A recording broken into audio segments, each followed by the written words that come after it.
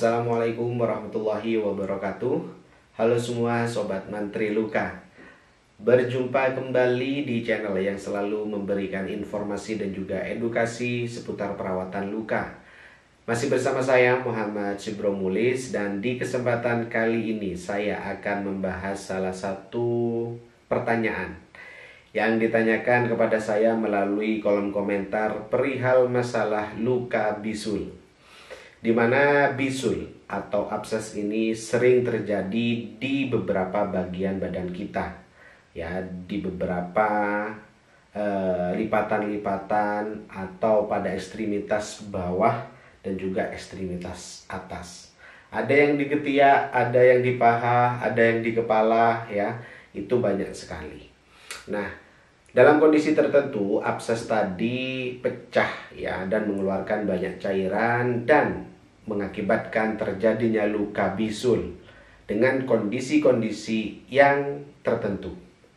Ada yang masih mengeluarkan nanah, ada yang mengeluarkan darah, ada yang masih ada jaringan matinya atau berlubang, ya, sehingga membutuhkan proses perawatan yang baik untuk luka bisul.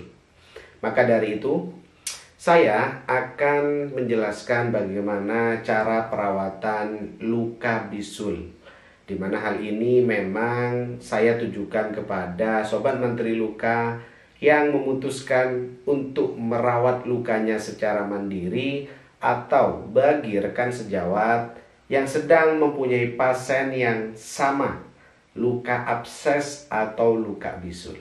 Bagaimana caranya? Simak video ini hingga akhir agar nantinya mendapatkan cara-cara terbaik untuk merawat luka bisul atau biasanya kita sebut dengan luka abses. Oke?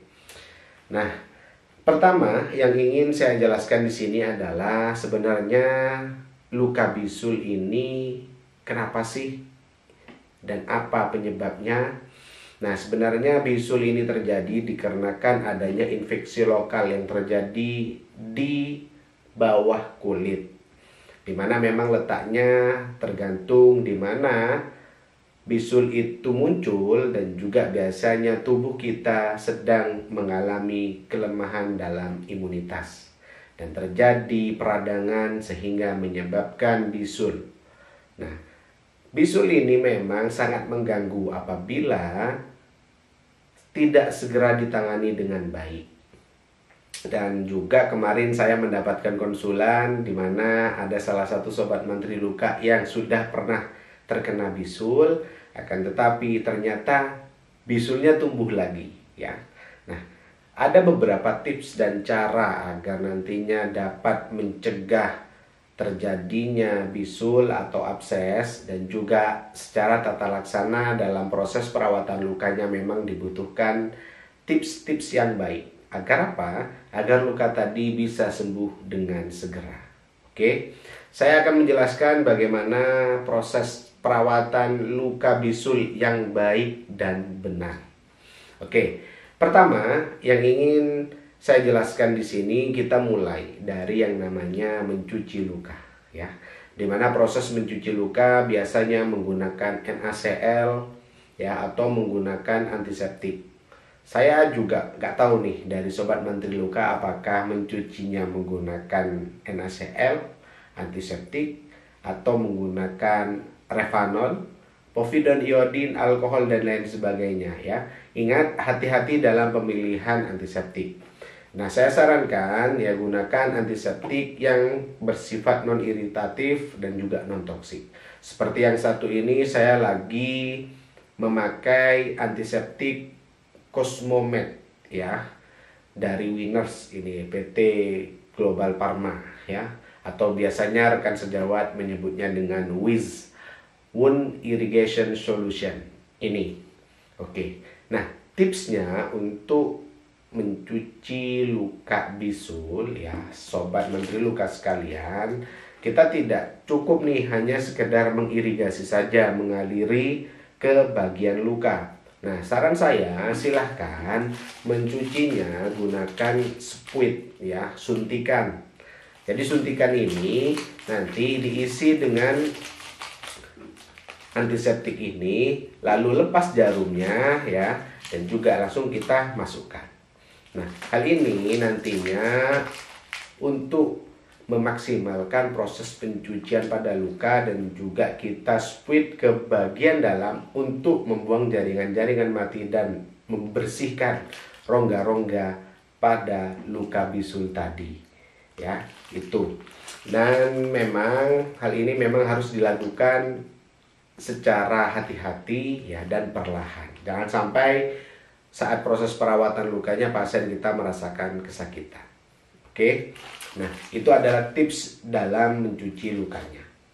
Selanjutnya yaitu dalam proses membuang jaringan mati. Nah, untuk membuang jaringan mati ini dibutuhkan pinset ya. Untuk apa? Untuk mengambil jaringan-jaringan yang jelek yang biasanya berwarna kuning ya, seperti lemak gitu kan. Nah, itu perlu diambil sebenarnya. Nah, memang kalau dari Sobat Mantri Luka tidak bisa, tidak perlu dipaksakan. Ya, biasanya dilakukan oleh tenaga medis, tenaga kesehatan yang sudah ahli dalam merawat luka dan terbiasa dengan merawat luka. Hal ini biasanya dilakukan untuk membuang jaringan mati. Nah, selanjutnya dalam pemilihan dressing ya atau salep yang tepat. Di mana salep yang tepat merupakan suatu hal yang dibutuhkan ya. Tidak boleh memberikan salep-salep yang sembarangan untuk luka-luka bisul atau luka abses seperti ini. Nah, carilah salep-salep yang kandungannya antimikroba. Nah, tadi di salah satu komentar video saya menanyakan apakah salep metcovazin bisa untuk dipakai pada luka bisul. Jawabannya ya, bisa.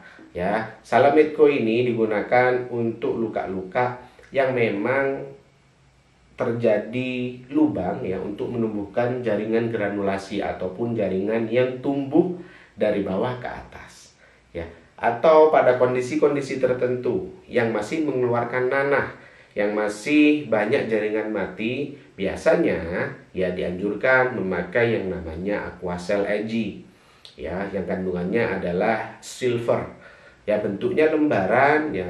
Cara memakainya yaitu dengan mengguntingnya ya sesuai dengan besar kecil lubang tadi, lalu kita masukkan secara pelan-pelan ya.